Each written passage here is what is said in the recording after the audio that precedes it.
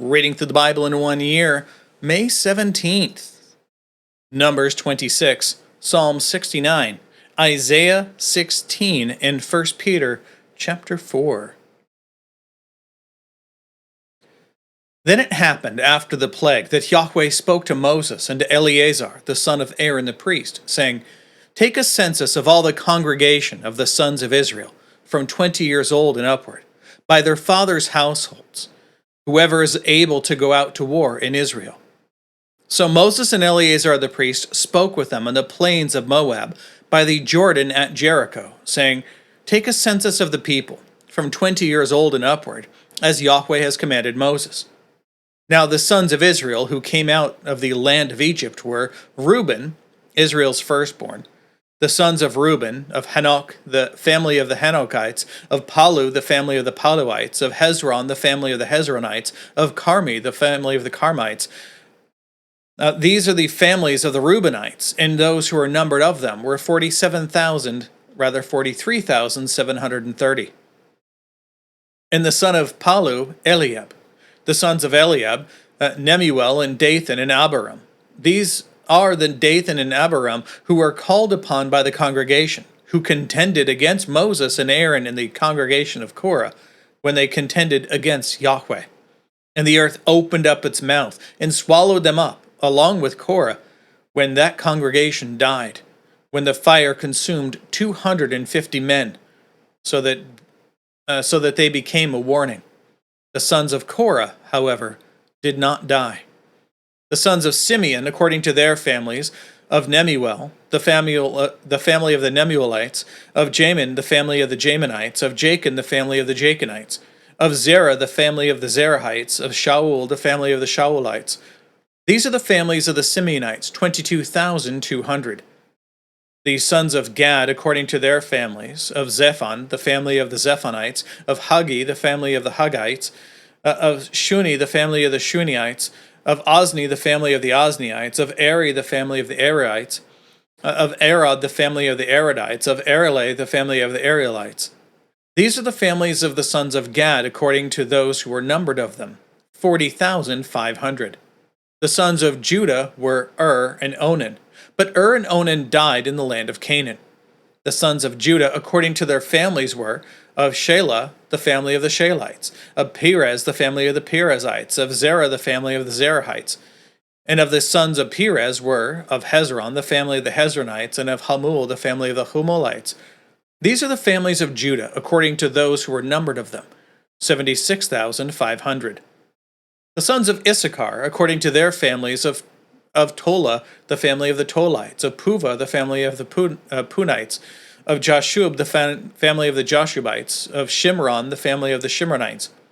These are the families of Issachar, according to those who are numbered of them, 64,300. The sons of Zebulun, according to their families, of Sered, the family of the Seredites, of Elon, the family of the Elonites, of Jaleel, the family of the Jaleelites. These are the families of the Zebulunites, according to those who were numbered of them, 60,500. The sons of Joseph, according to their families, Manasseh and Ephraim.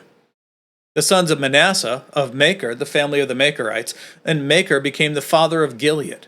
Of Gilead, the family of the Gileadites. These are the sons of Gilead. Of Azer, the family of the Azerites, of Halek, the family of the Halekites, of Azriel, the family of the Azrielites, and of Shechem, the family of the Shechemites, and of Shemida, the family of the Shemidites, and of Hepher, the family of the Hepherites. Now Zelophehad, the son of Hepher, had no sons, but only daughters, and the names of the daughter of Zelophehad were Mahlah, Noah, Hoglah, Milcah, and Tirzah. These are the families of These are the families of Manasseh, and those who were numbered of them were 52,700. And these are the sons of Ephraim according to their families. Of Shuthelah, the family of the Shuthelites, of Becher, the family of the Becherites, of Tahan, the family of the Tahanites. And these are the sons of Shuthelah. Of Aaron, the family of the Aaronites. These are the families of the sons of Ephraim, according to those who were numbered of them, 32,500. These are the sons of Joseph, according to their families. The sons of Benjamin, according to their families, of Bela, the family of the Belaites, of Ashbel, the family of the Ashbelites, of Aharam, the family of the Aharamites, of Shephupim, the family of the Shephupamites, of Hupim, the family of the Hupamites, there we go, we're going to start that over, and I'm going to get it right this time. I never get this one right. We're going to do it. Verse 39, of Shephupim, the family of the Shephumites, of Hufim, the family of the Hufamites. I'm very happy with this. Verse 40, and the sons of Bela were Ard and Naaman. Of Ard, the family of the Ardites, of Naaman, the family of the Naamites. These are the sons of Benjamin according to their families, and those who were numbered of them were 45,600. These are the sons of Dan according to their families. Of Shuham, the family of the Shuhamites. These are the families of Dan according to their families. All the families of the Shuhamites according to those who were numbered of them, 64,400.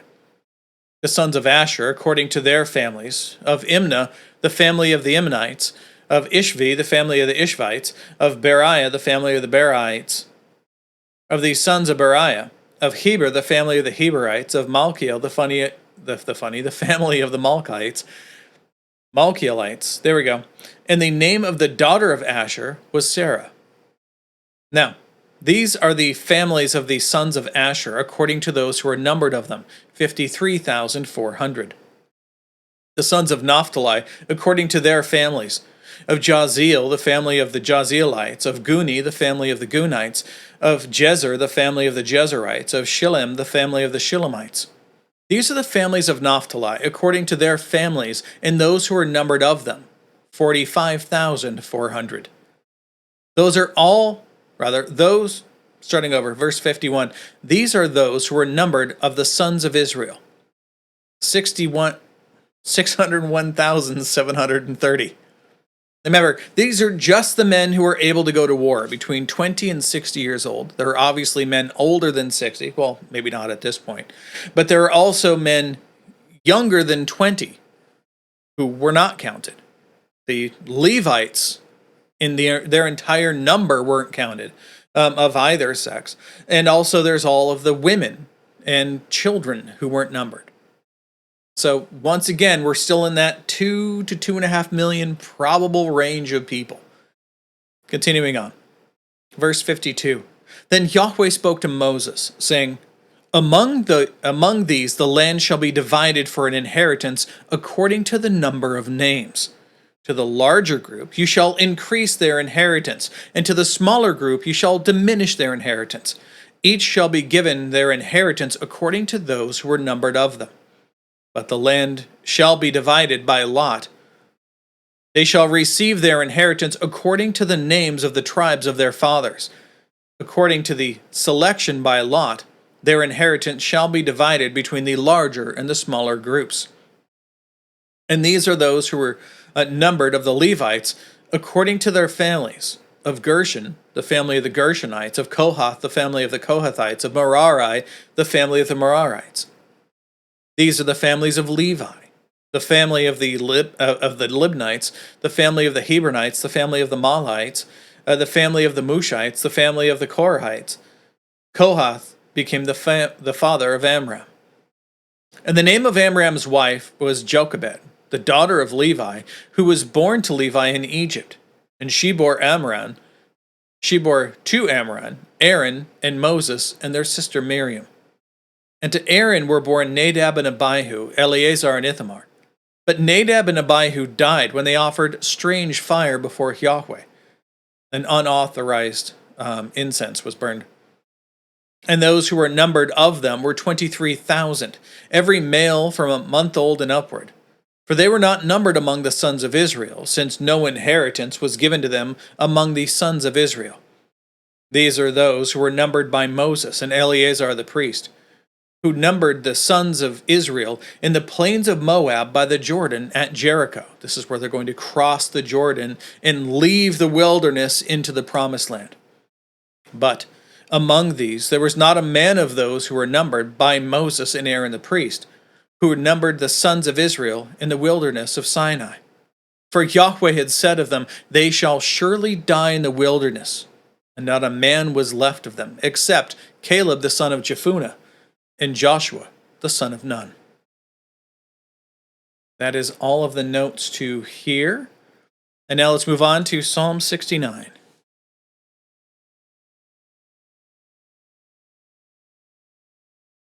Save me, O God, for the waters have threatened my life. I have sunk in deep clay, and there is no foothold. I have come into deep waters, and a flood overflows me. I am weary with my calling out. My throat is parched. My eyes fail while I wait for my God. Those who hate me without cause are more than the hairs of my head. Those who would destroy me are powerful, being wrongfully my enemies. What I did not steal, then I have to restore. O God, it is you who knows my folly, and all my guilt is not hidden from you.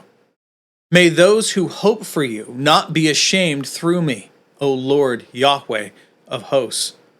May those who seek you not be dishonored through me, O God of Israel. Because for your sake I have borne reproach. Dishonor has covered my face. I have become estranged from my brothers, and a foreigner to my mother's sons. For zeal for your house has consumed me, and the reproaches of those who reproach you have fallen on me. When I wept in my soul with fasting, it became my reproach. When I made sackcloth my clothing, I became a byword to them. Those who dwell at the gate moan about me, and I am the drunkard's song. But as for me, my prayer is to you, O Yahweh, at an acceptable time. O God, in the abundance of your loving kindness, answer me with the truth of your salvation. Deliver me from the mire, and do not let me sink. May I be delivered from my foes in the deep waters, and from the deep waters. May the flood of water not overflow me, nor the deep swallow me up, nor the pit shut its mouth on me. Answer me, O Yahweh, for your loving kindness is good. According to the abundance of your compassion, turn to me, and do not hide your face from your slave. For I am in distress. Answer me quickly. Oh, draw near to my soul and redeem it. Ransom me because of my enemies. You know my reproach and my shame and my dishonor. All my adversaries are before you. Reproach has broken my heart, and I am so sick. And I hoped for sympathy, but there was none, and for comforters, but I found none. They also gave me gall for my food, and for my thirst they gave me vinegar to drink. See the signs or the things here that point to Christ? Verse 22, may their table before them become a snare, and when they are in peace, may it become a trap. May their eyes darken so that they cannot see, and make their loins quake continually. Pour out your indignation on them, and may your burning anger overtake them. May their camp be desolate. May none dwell in their tents. For they have persecuted him who you yourself have struck down, and they recounted the pain of those whom you have wounded. Add iniquity to their iniquity, and may they not come into your righteousness. May they be blotted out of the book of life, and may they not be recorded with the righteous. But I am afflicted and in pain. May your salvation, O God, set me securely on high. I will praise the name of God with song, and magnify him with thanksgiving. And this will please Yahweh better than an ox, or a young bull with horns and hoofs. The humble see it and are glad. You who seek God, let your heart revive, for Yahweh hears the needy, and does not despise his who are prisoners. Let heaven and earth praise him, the seas and everything that moves in them. For God will save Zion and build the cities of Judah, that they may dwell there and possess it. The seed of his slaves will inherit it, and those who love his name will dwell in it. That's all the notes to here. Let's move on now to Isaiah chapter 16.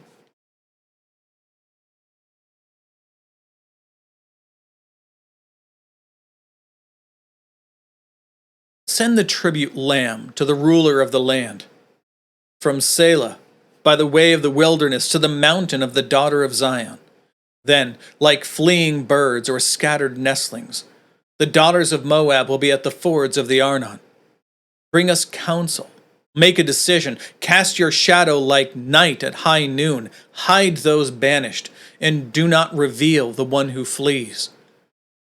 Let the banished of Moab sojourn with you. Be a hiding place to them from the destroyer. For the extortioner has come to an end. The destruction has ceased. Oppressors have completely disappeared from the land, and a throne will be established in loving kindness, and a judge will sit on it, in truth, in the tent of David. Moreover, he will seek justice and be prompt in righteousness.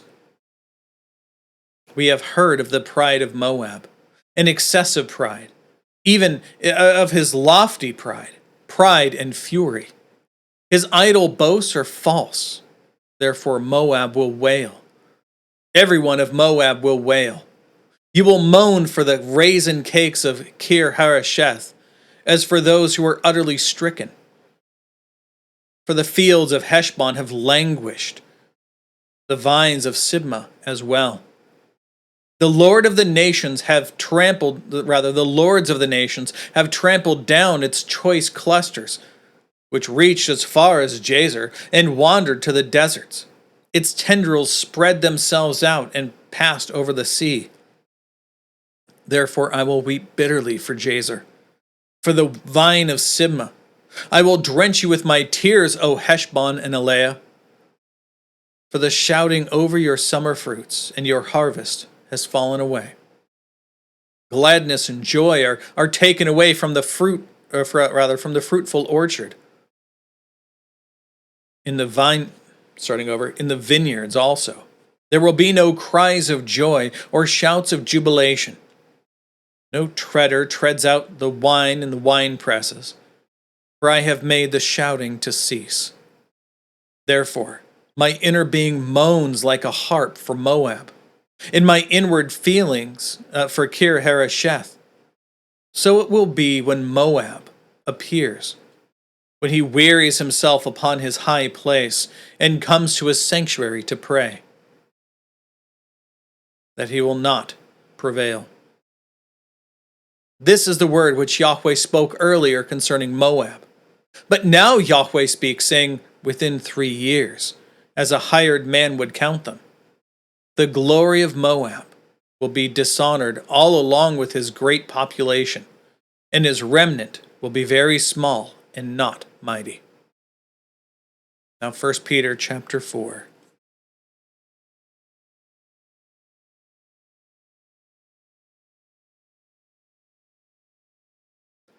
Therefore, since Christ has suffered in the flesh, arm yourselves also with the same purpose, because he who has suffered in the flesh has ceased from sins.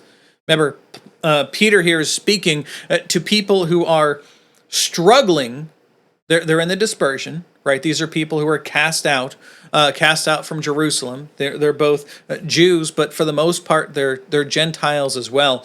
And these people are struggling over not really their salvation, but over the persecution that they're enduring. It would be far easier for them in this life to simply cast off the name of Christ, to say that they are no longer a Christian, because then their persecution would cease. But he's reminding them continually throughout this text that as Christ suffered for us, who are we to think that we also should not endure suffering? Who are we to think that that every day for a Christian is a Friday? That it's always wine and roses, cupcakes and puppy dogs. That our life would be perfect and wonderful and full of health, wealth, and happiness. Whoever tells you that as a Christian is lying to you. They're manipulating you to get you to do whatever it is that they want. Jesus himself told us that when persecution arises, to expect it. Because if when the trees are green, they treated Jesus with anger and contempt and crucified him, what will they do when the branches are dry? What will they do when things are bad? Remember, Jesus was saving people left and right from all sorts of illnesses and sicknesses, whatever they had. And they still crucified him.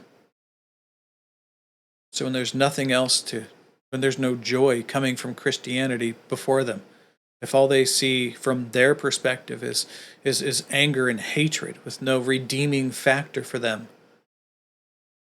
with Christianity, what's to stop them from treating you far worse? And so when we share with Christ, as Peter's going to go into here, when we share with Christ in suffering, once again, not suffering because you did something wrong. If you steal from work, expect to get fired and possibly sent to jail.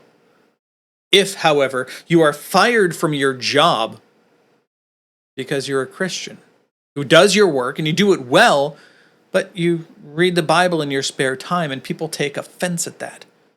They're offended by your Bible and by what you're simply reading. You're not even preaching to them. You're not coming after them with your own beliefs, but they just can't stand the sight of you. They can't stand the smell of you because you have the aroma of Christ. If they fire you then, that would certainly count as persecution. In some cases, you have to try to find a way to pay your bills, to take care of your children. And that's hard to do when you're getting fired, simply for being a Christian. Well, what was happening for these people? Some cases they're being cast out from town to town. In other places they're being arrested. But as happened with Paul, as he said, they were also being thrown to the lions. The emperor in Rome would take Christians, wrap them up with rope so they couldn't get away, cover them with pitch and tar and wax, and set them on fire to light his parties. These are real things that happen to our brothers and sisters in the faith. Why? Because they wouldn't bend the knee and say, Kaiser Kyrios, Caesar is Lord. They would say, Christus Kyrios, Jesus the Christ, he is Lord.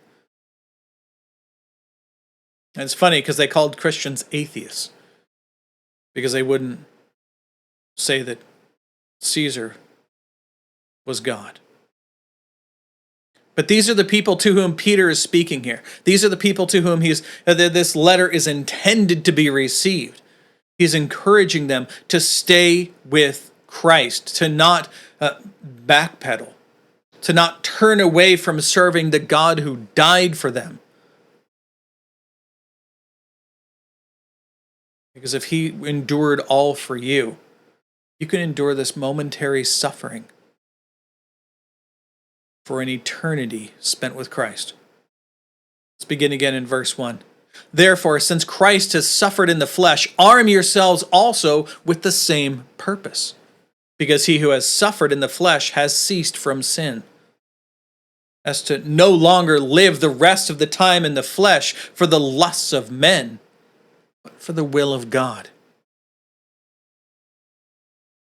For the time already is past sufficient for you to have worked out the desire of the Gentiles, having pursued a course of sensuality, lust, drunkenness, carousing, drinking parties, and abominable idolatries. In all this, they are surprised when you do not run with them into the same excesses of dissipation, maligning you. But they will give an account to him who is ready to judge the living and the dead. For to this the gospel has been proclaimed, even as to those who are now dead, so that though they were judged in the flesh as men, they live in the spirit, according to the will of God. The end of all things is at hand. Therefore, be of sound thinking and sober in spirit for the purpose of prayer. Above all, keep fervent in your love for one another, because love covers a multitude of sins. Be hospitable to one another without grumbling. As each one has received a gift, this is the gifts of the Holy Spirit, employ it in serving one another as good stewards of the manifold grace of God. Whoever speaks, as one speaking the oracles of God. Whoever serves, as one serving by the strength which God supplies, so that in all things God may be glorified through Jesus Christ, to whom belongs the glory and the might forever and ever. Amen. Beloved, do not be surprised at the fiery trial among you, which comes upon you for your testing, as though some strange thing were happening to you. But to the degree that you are sharing the sufferings of Christ, keep on rejoicing, so that at the revelation of his glory you may rejoice with exultation. If you are insulted for the name of Christ, you are blessed, because the Spirit of glory and of God rests on you. Make sure that none of you suffers as a murderer, or a thief, or an evildoer, or some troublesome meddler.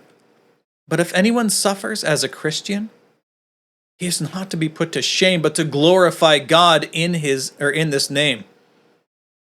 For it is time for judgment to begin with the house of God. If it begins with us first, but what then will be the outcome for those who do not obey the gospel of God? And if it is with difficulty that the righteous is saved, well, what will become of the godless man and the sinner? Therefore, those also who suffer according to the will of God must entrust their souls to a faithful Creator in doing good. We'll pick back up on more of this tomorrow. This is all of the notes and all of the text. So, God willing, we'll be back tomorrow. Behold, the word of the Lord.